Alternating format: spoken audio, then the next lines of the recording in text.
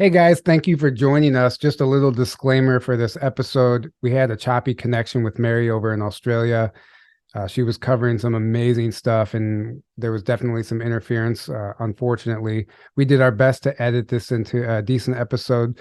So if it seems choppy, that's why. So stick with us, enjoy the show, because it's really great stuff. She covered everything that they probably don't want you knowing. So Yeah, it was some really good stuff, wasn't it? it was. It was really an amazing episode. Yeah. So,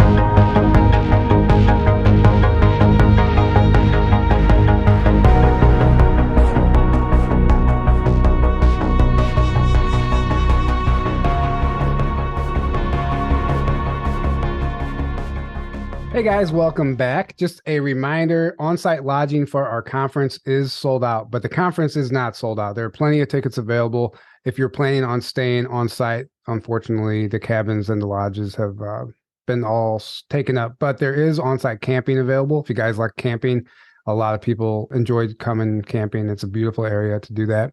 And the camping is only walking distance from the lodge itself. So that is available. There are local hotels and Airbnbs also if you're looking for something like that. Or you can get on the Telegram chat. That link is on the website, journeytotruthcon.com, and you can coordinate. Maybe people there are looking for roommates, or you might be able to coordinate a ride if you're coming from the same area of the country. Plenty of tickets still available, and live stream passes are available for $99. If you can't make it, take advantage of that. We're really looking forward to seeing all of you guys out there. It's going to be a lot of fun. May 22nd through the 25th in Grafton, Illinois. We hope to see you guys there. And we don't promote this enough, but our friend Mason Fury is going to be a vendor at the conference, and he is the owner and creator of Merlin's Lab, and he has beautiful organite products. This is one of his pyramids. This is the largest one. He has smaller ones, a number of different products. You get 10% off all of those with promo code Journey to Truth. Click the link below in the description, Merlin's Lab, and that will take you to his website. As I said, he will be a vendor at the conference with a lot of products there. So you'll get to take advantage of that if you're coming to the conference. That being said, tonight we are joined by Mary Rodwell. Once again, actually, we interviewed Mary a couple of years ago mhm. for a Portal to Ascension online event. It was somewhere around episode 90, I think, if you want to go back and watch that. So it technically wasn't a Journey to Truth interview, but we did speak with Mary before, but this is our first official episode with her, and we're really excited to get into some of the current happenings right now galactically and some of the stuff that's coming through from her sessions, etc. There's a lot of interesting stuff right now, as you guys know. Mary's an author, producer, researcher, contactee, and welcome to the show, Mary. It's an absolute pleasure. Thank you for inviting me again. Yeah, we're looking Yeah, looking great to have forward you to back. it. Yeah, looking forward to it. You've been you're busy. I've noticed, especially working with Neil and Portal to Ascension. You do some great work over there, some great webinars, and there's no shortage of things to talk about right now. And I would just like to get your opinion on, first of all, what's been up, how you've been, and what do you think's happening right now on the planet from like a galactic perspective? Very good question. I think, how have I been? Extremely exhausted with the numbers of people that are waking up. And what's interesting about the chaotic world we're living in at the moment, where there is so much information on one level, it's very hard for people to really sift through it and work out what is the truth of what's going on. It's meant that a lot of people have wanted to open up multidimensionally and intuitively to actually work out what makes sense to them. And that's been a big one, because not only have they been in touch with me through their experiences and wanting to understand maybe things that happened maybe many years ago sometimes, but also are experiencing a kind of activation through what's been the frequencies that are on the planet now, that are coming to our planet, that other experiences are activating others. So there's almost this this complete kind of expansion of consciousness through everyone really triggering each other. And what has been fascinating with my work is many have wanted to open up multidimensionally, and they are. I'll ask them, do you sense energies? Do you see orbs? Do you feel presences? And they'll say yes, and sometimes they'll say they get information or they get downloads of symbols or scripts and what have you. The biggest issue for them is understanding how it all works in a way that makes them feel they're in charge of it or have some confidence in it. So a lot of my work is showing them or giving them tools so that so let's bring in your clairvoyance, your clairaudience, your clairsentience, your sensing, your knowing, your feeling, to understand who it is you're interacting with, and who are they? Why are they with you? What's their connection to you? So that they've got a package of information that allows them, as I say, to drive the car a little bit more confidently at the end of the day, because that's what's been going on. We're all multidimensional, but of course we've shut that down, often through education, often through judgment, because we're not allowed to be multidimensional in modern psychology, because that's an aberration, isn't it? And you're going to end up going crazy.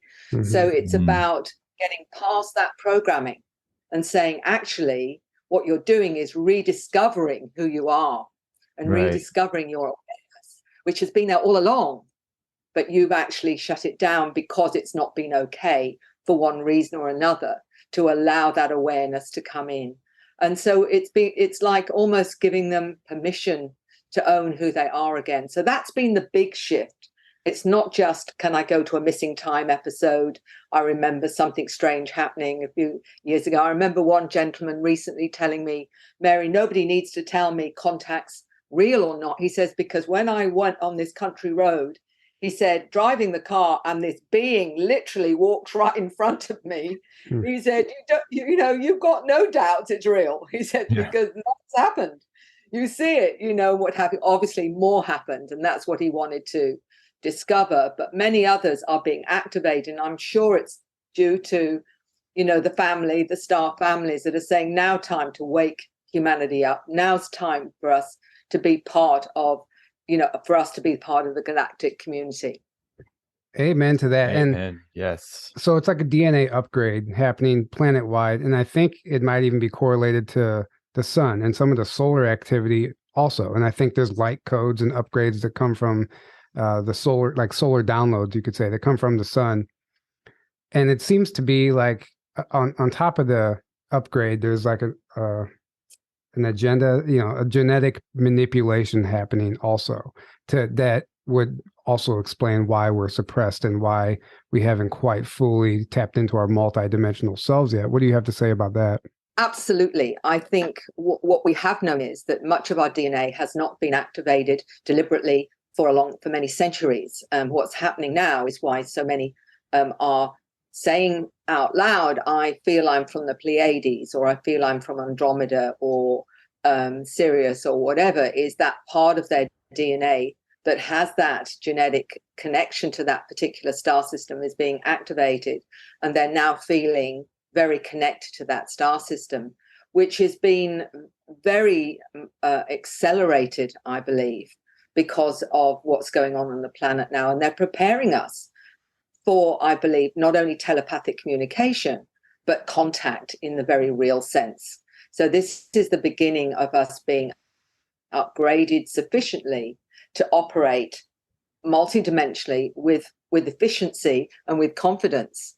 And that's what's really happening right now. And what's brilliant is the children that are coming in are completely comfortable with all of that. They talk about their special friends.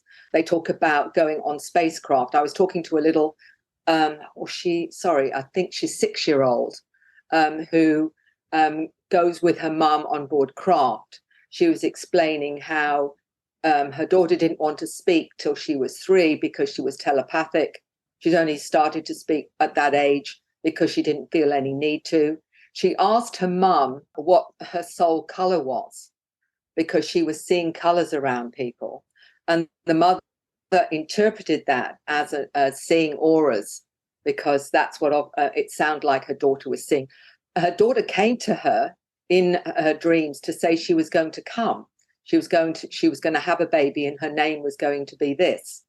And what was fascinating is this woman had struggled to get pregnant. She had a medical condition where they told her she'd never get pregnant.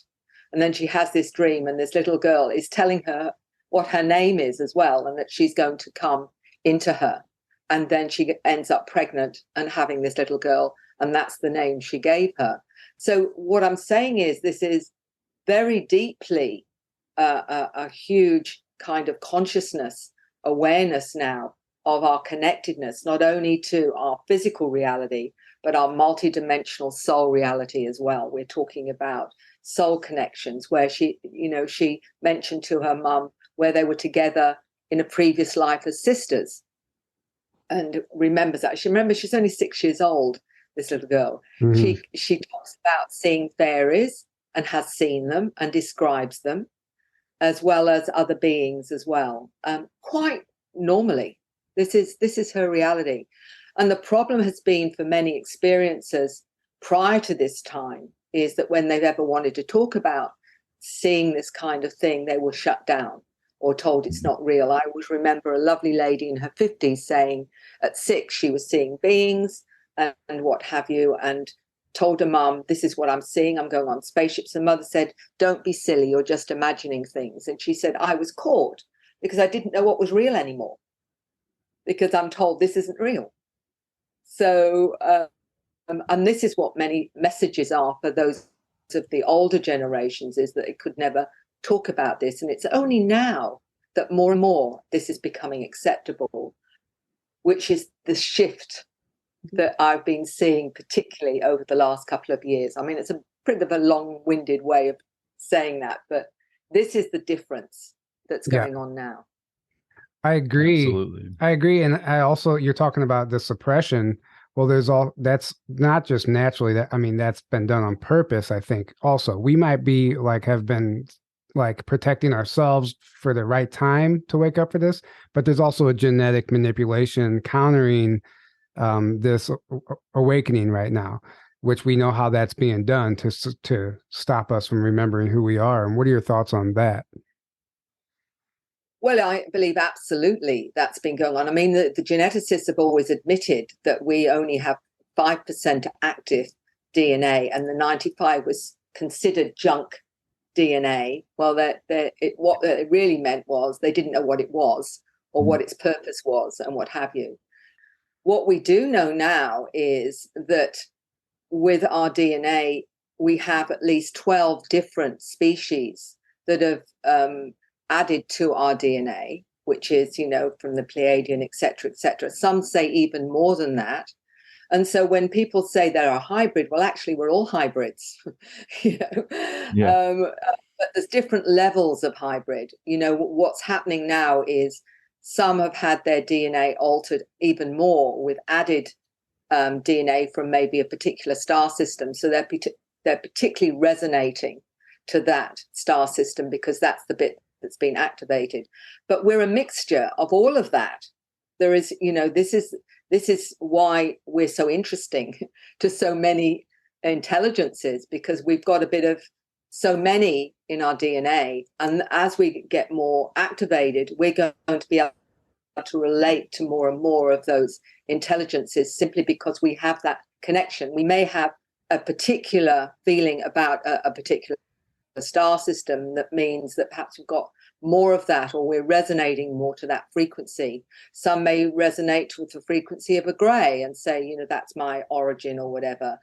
There are others that say they've come from other dimensions as a soul. So we're not just looking at the DNA, we're looking at the soul and their origin, and the fact that we have holographic DNA. One thing that was fascinating to me about the DNA is that the scientists in Russia particularly mentioned that the DNA creates miniature wormholes into other dimensions, other universes, and that when we seek information, we're actually accessing that information through the matrix.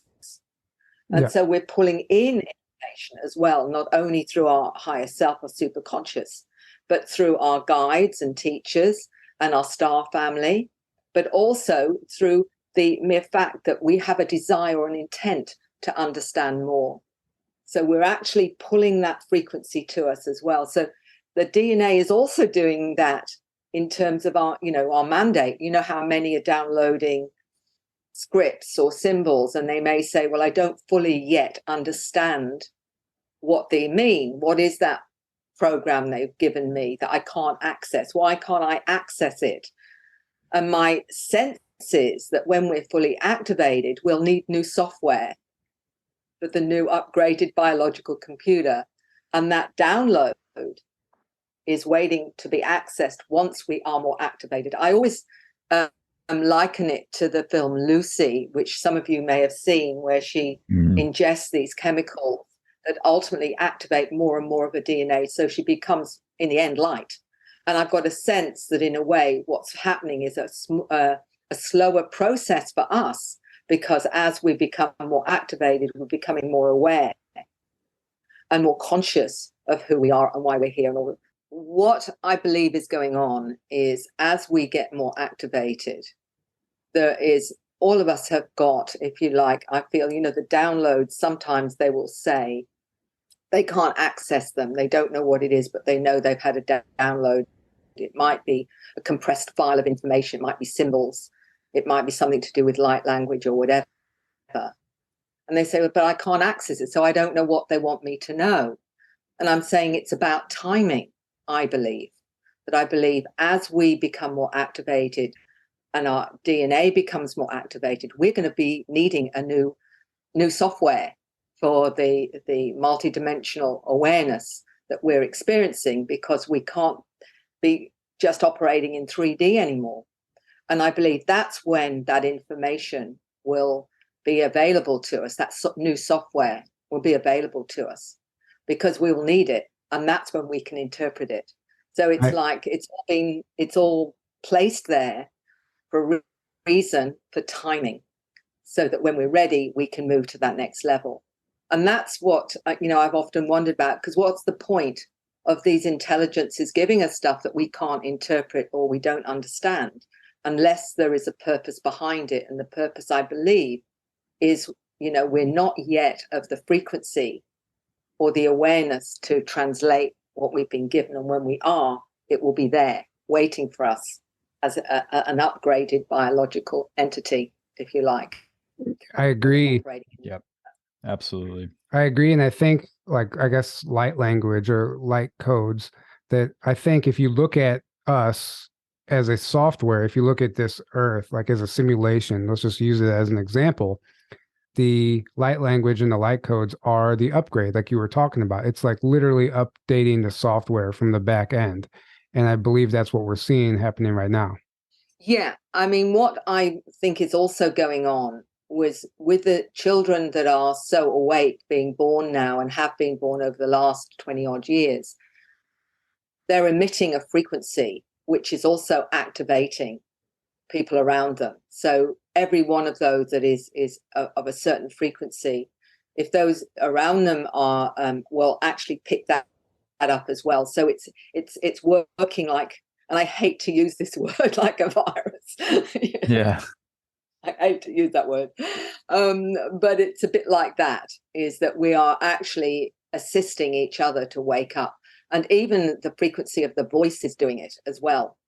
And I had a very interesting time many years ago. I was told by my team that, that when I talk about this, that it activates people and what have you. And I found that hard to believe, because I'm a very practical ex-nurse, How could my voice possibly make a difference? And I said, well, you're going to have to prove that one to me. And they literally did within a week, because I was at a Conscious Living Expo, and I was actually sitting on a panel, and I wasn't saying a great deal. And a lady in the audience stood up and said, Mary, you're not saying a great deal, but you're beaming out these frequencies that we're all picking up.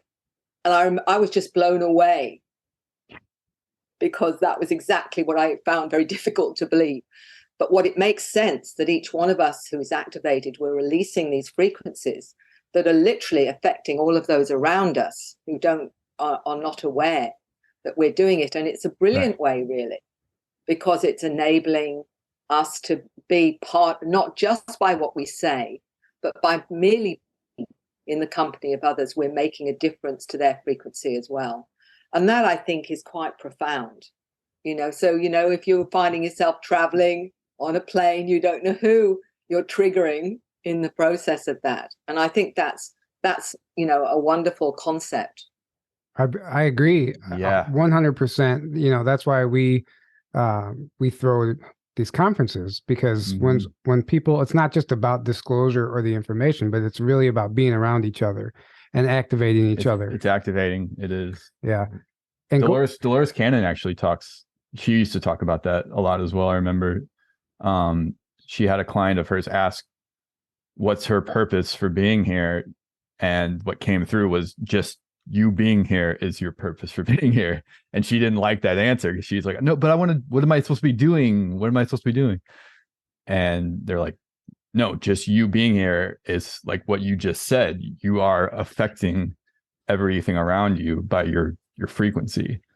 What you're beaming out, your frequency is, and it's not a conscious thing. It happens on this deeper level, but it's very much so affecting the people around you. I knew Dolores quite well. She was a colleague and a friend.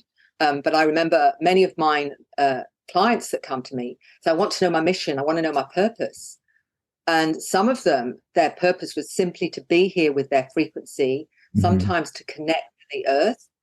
And it's their frequency that was changing and altering things, just again, because they've come from various parts of the cosmos with that frequency for activation. They didn't have to do anything. And it's just be you, just be who you are. And that's very difficult for a human, isn't it? We always think we've got to do something. And the other thing is, how do I know I'm doing my purpose?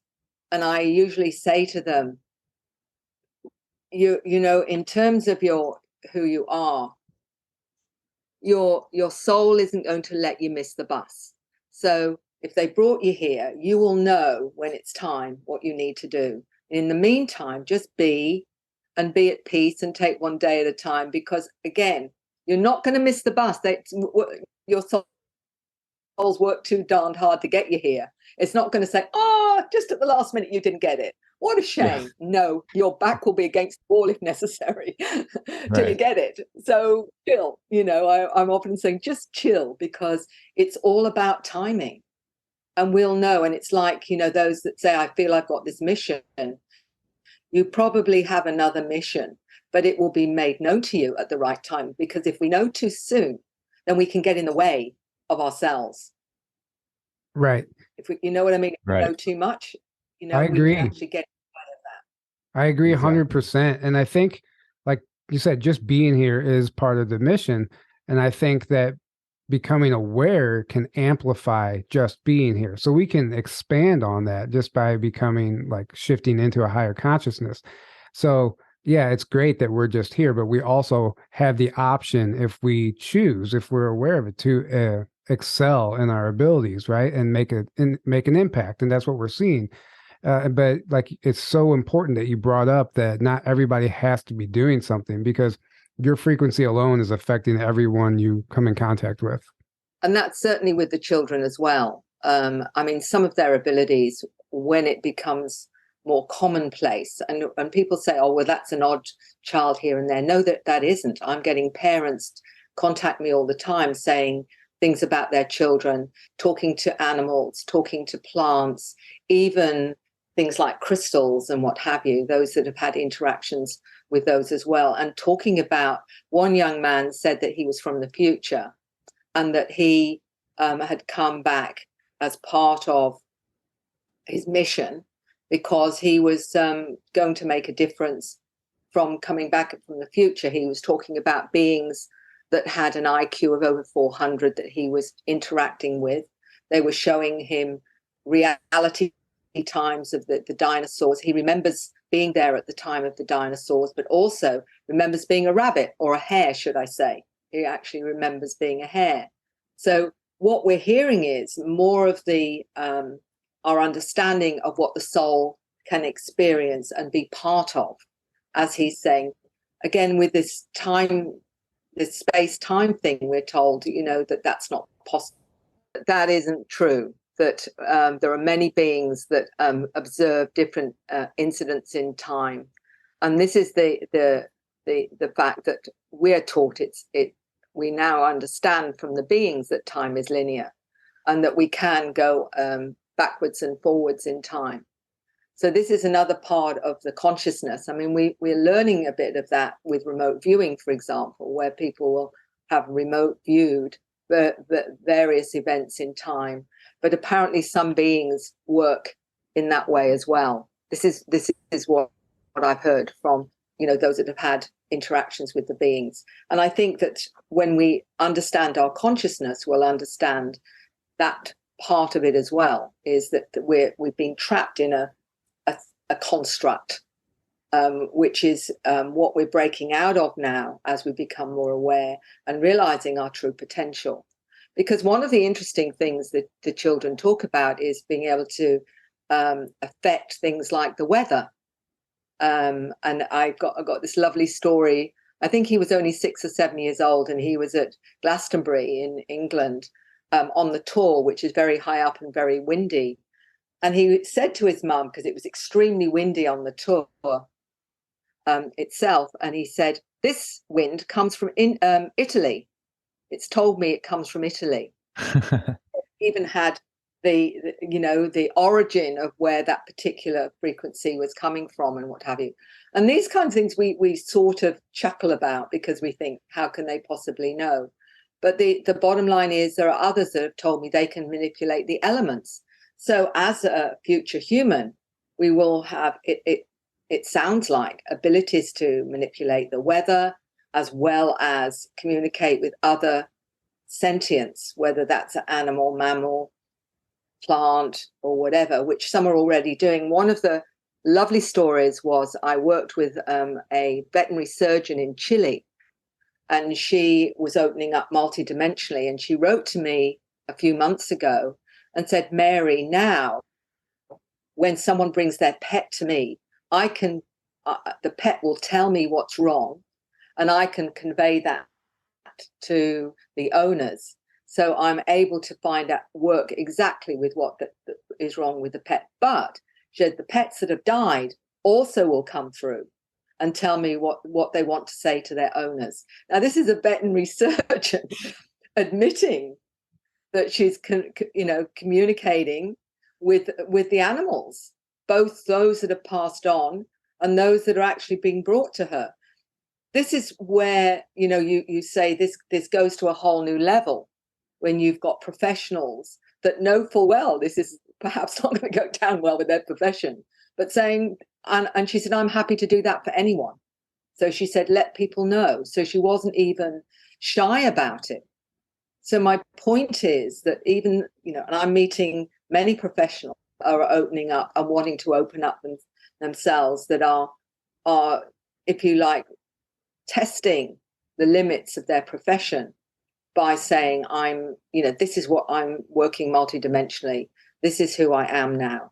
And many doctors are coming out and wanting to open up to that as well. I've worked with a number of doctors that have wanted to open up to their team, to their higher self, to their guides, and also accessing new information about healing as well. So this is all happening. What I really want people to understand, this is not just isolated countries here. I'm interacting with people from Scandinavia right through to South America, Africa, Russia, and of course, the US and England and wherever. So I'm getting stories from many different sources about the children, about themselves, and how they're seeing themselves with their children on board craft, the interactions with many different species as well, and a whole amazing number of species. One lady that I've been communicating with, Elsa Dillon, and her family, she's got 7 kids. Every one of the girls is drawing the beings they're interacting with. And the eldest one, she's Gigi, she's 17, I think. And she's drawn about 250 different beings that she's interacting with. That's just one child. Wow. And each one they're communicating with plants and animals. And what the next level to this is that some of them are incarnating and remember their past existence. And actually that's coming in as well. But also it's the Egyptian background of Nefertiti.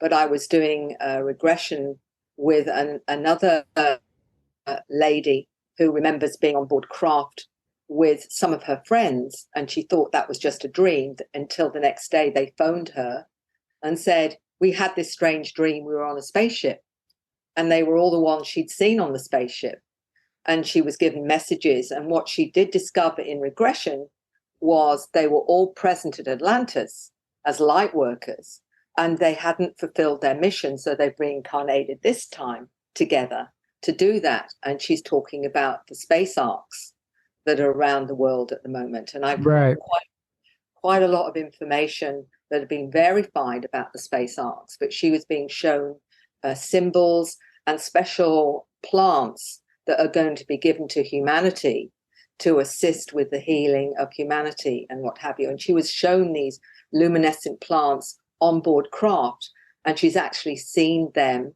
and it's over Florida and around that area where she's become aware there's a space arc. Yeah, you're referring to Beth Noyes. We interviewed her recently, and yeah, that's an incredible testimony. Yes. Yeah. But they've not only remote viewed that, her and her team, and one of them is Tony Rodriguez. They're part of a remote viewing team. And they've also found there's one in Romania that's coming up that is being discovered as well, where similar beings in stasis are, and that's being activated by consciousness as well. So this is sort of becoming far more tangible, if you like. So the past life things are very much now coming into the fore. One of the gentlemen that I interviewed, or should I say interviewed me, was to do with the Sasquatch, Brian Bland. And it's I saw some of that, and it was incredible. His story was profound, and he had a lot of information about Sasquatch. Yeah. Brian's is really fascinating because he's got close communication with the Sasquatch, and RE is one of them. And he's very aware that they're also star beings. And there are others now coming out and saying they're having interactions with the Sasquatch. And what Brian wanted to know was why did he have such an affinity with the Sasquatch, until I did a regression with him, and he found out that he had 3 lifetimes as Sasquatch, and even his wife had lives as a Sasquatch. So what we're now finding is, again, more of a multi-dimensional soul journey that's come through various places, dimensions, or whatever, or times on Earth's history, where they're coming together to create a new awareness of who and what we are. And that's the big thing, is we're getting to get a sense of the soul identity and the soul journey, rather than just the human journey, but the soul journey as well, which changes the way that you interpret your experiences, no longer from this little minutiae, or, well, this is my experience, but this is my experience. Yes. And everything starts to make sense. Mm-hmm. Exactly. Yeah. And regarding the Sasquatch, I just watched a documentary called Tracking the Lore. It was filmed in Queensland, Australia, and it's incredible. It shows some of the best evidence I've seen of Sasquatch, and how the Aboriginals just know they exist and communicate with them and interact with them. It was really great. I highly recommend it if you haven't seen it. But I agree with what you said, how the journey is expanding. We were looking through this pinhole. Pinhole for a long time. And now we're getting this broader galactic perspective on everything. And it's really helping us understand what's playing out here on the surface. So it helps to have that broader perspective. I think it changes the way you literally judge everything. Because what I say to people, when you're judging someone else, you don't know if you were exactly of that same perspective, or whether or not you're, from another country, another solar system, or whatever. We've been many of the different intelligence we're interacting with, and we may have different judgments about them, but you know what, you might have very well been one of them at some point. So let that one go, especially if you've got a particularly negative view of a particular intelligence or whatever. You want to be very, very careful, because it might have been you at some point in your origin or whatever. It's not about judgment. I think it's teaching us that the soul journey and growth is what this is all about. It's not about do we judge others as better or lesser or good or better, more less positive or whatever. I think it's about understanding that we're all souls on a journey, and we're all learning about that journey and learning about through our mistakes usually, which we learn far more than when we get things right. So this is an honoring everyone for that, because we're all the same, that there's no hierarchy, that we're literally all souls on a journey. And I think then you are able to look at things in a far healthier way. I think what it's saying is we're looking at this then from not just a human perspective, but from a soul perspective. It's interesting. Some of the children, like the 6-year-old yesterday, her mother said, she often says, and humans do this or humans do that. She's not even identifying as human. She's identifying as something different to that in terms of her soul recognition. She may change as she gets older, but she's still coming from that authentic, I'm aware I'm amongst humans. Right. So, Right. That changes the way that we perhaps need to understand is we're in a human container at the moment, but the soul self doesn't necessarily always identify with this. Yeah, exactly. I think you're right. And well, it's the multi-dimensional aspect that you're talking about, the ET aspect. And that's true. I've heard kids say that. They come in with that memory of the past life as if they're not a human. And they like talk about humans as being like even primitive. Like even a kid won't understand why humans do things a certain way. So they're coming in with higher knowledge already. And I think children are going to be our mentors moving forward through this ascension. I absolutely believe they've come to teach us, and that the schools will be completely different. It will be about giving them the space and the environment to be all they've come here to be, in terms of their own understanding of why they're here. We'll need to support them on a human level, which is making sure they eat properly and get sleep and whatever. But they'll be teaching us, not the other way around. Yeah, we'll show how to operate in this density and all the rest of it, but they will actually be saying, this is what you need to know. And part of that will be educating us to activate us, so that we're, it's not like we're going to be left behind, because some people say, I call us the older models, but the bottom line is we all have that potential. It's just harder. It's been harder for us to access it, whereas they're coming in fully awake with what they know and what needs to happen. And that's all now. So we're going to see this shift continuing as more and more parents have these children that are coming in, and it's been happening. And I think that at some, already you're seeing a shift in people's perceptions, the way they're looking at things, the way they interpret things and what have you. But the most important, if I say nothing else in this interview, is the more that you're in touch with your own resonance to truth, the more likely you are to expand. It's just, and you need to be trusting that, because no one knows more about reality than you do. Your own perspective of your reality is you. It isn't some professor, or it isn't some guru, it isn't whatever. We're really here to trust our own resonance.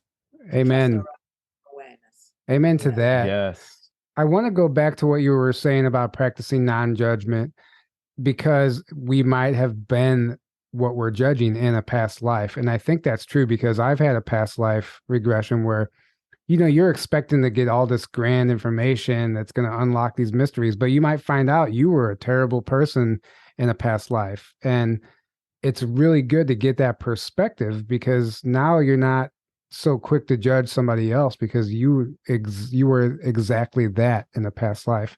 And if time doesn't exist, an essence of you is still that, and it needs to be healed. So, and I think Joe Rogan says it best, treat everybody as if it's you walking around in another body, because essentially it is.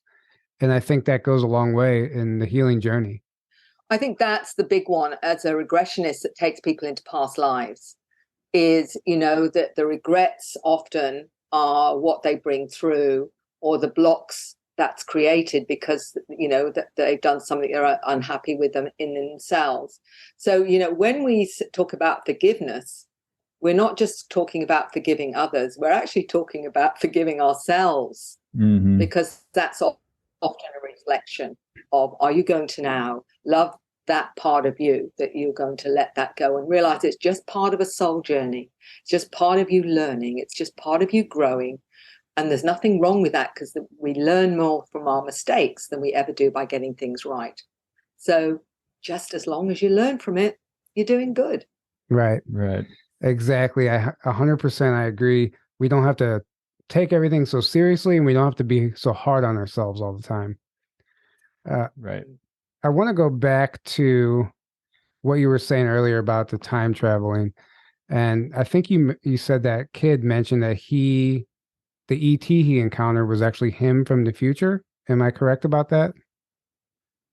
He actually said he was an ET from the future, but he was actually interacting with ETs. He talked about some of them having this high IQ. And one of the things he did say was they talked about God, but he said it's not what people think. He said they showed him an ultraviolet light, and he said, and it was the frequency that we call God, the creator was actually a frequency, was how he described it. That's what he actually said, and it was in this ultraviolet light. And they said, this is the creative force, if you like, that you call God. And I found that really interesting, because at the end of the day, what's frequency? It's, it's consciousness. Yeah. And consciousness is everywhere. Well, and everywhere. Right. Everything is frequency. This desk is frequency. It's not solid. It's just, matter vibrating at a certain frequency, right? That makes it appear solid. Energy, light, and sound are all different manifestations of that same consciousness and frequency. Right. And essentially that's what we are. And we're all part of source. So it really does resonate. No pun intended. No pun intended. So they're teaching us beautifully how to expand. Why I'm so excited about the future, despite, what's going on and the chaos and the fears that people have and all the rest of it. These kids have not come in for a waste of time. They've come in because they know they make a difference. And whenever I, see stuff going on, I'm thinking, oh my goodness, it's looking pretty dark out there. I remind myself of they've come in. And they've come in because they know they can make a difference. Otherwise, they wouldn't bother. And that's why I'm very, very hopeful, and even more so quite excited, because I know that it's going to happen. However this shift happens, it will happen. And it will happen because of all these new energies, and new souls coming in with the ability to help us understand a greater reality and a better, more beautiful future, which we've all been promised, was this new future. And I always remember a beautiful man I met who was a wonderful ufologist, Command Sergeant Robert Dean, who admitted in his last few years that he'd been up on the spacecraft, and that he reiterated he was told we were one of at least 12 different species. But he also said that although we're going to go through a difficult time, he said, I've seen the future, and it's glorious. Wow. Beautiful. That's amazing. I truly believe that this is an inside job. Like this disclosure, this awakening, like it couldn't have been done from like some external space battle. We had to incarnate here and, take down this cabal from the inside. And we have to literally, it's a generational thing. Eventually the higher dimensional beings are going to outweigh the lower dimensional beings, and that's how we win. Yeah and that's, I think, the most important thing to remember when things look a little bit difficult, is that we will get through this, and we've got all this on our side that's manifesting right in front of us. It's manifesting. So if you want the tangibility, it's right there. It's just a matter of being patient, because human beings aren't terribly patient, and I'm certainly not very patient. So it's about just being and knowing its timing. It's all about timing. And people needed to see the dark in its reality before they would accept that it's real and that they need to now change it. And that's the thing, because we know seeing is believing on this planet. You've got to see it first. Yeah. And then you can accept it. And it's not even a matter of seeing, it's about experiencing it to your core. So it affects your DNA, so it never happens again. So your future generations have that within them, and they will not let this happen again. And it'll be glorious, like Robert Dean said. Yeah, that's exactly right. Well, thank you so much for joining us today, Mary. Can you let people know how to find you and where they can find your books, please? Yeah. Look, I'm on Facebook, and you've got my website, acern.com.au, or the Alien Lady, or whatever. And they can email me if there's anything coming up. But it's all if you go to any of the Safari or any of the others, you'll see all the information. And they're welcome. And I say to message me as well on Facebook. Great. Yeah, thank you so much. And we'll have those links below. We appreciate you joining us today. We really covered some amazing stuff. Unfortunately, the connection kind of forced us to cut this a little short, but it's okay. We really appreciate you sharing your time with us. And guys, if you're still hanging with us, we love you all. Thank you for joining us, and we hope to see you all at the conference. Grab a ticket if you feel called to come. We can't wait to meet all you guys. We're really looking forward to it. So, and grab a live stream ticket if you can't make it. A live stream ticket is it's going to be worth it. It's going to be a cool experience. And we're trying to incorporate a way so the live stream audience can participate and ask questions as well. So we'll see how that works. But thank you so much, Mary. Yeah, thank you so much. And have a great evening, everyone. Until next time, good night.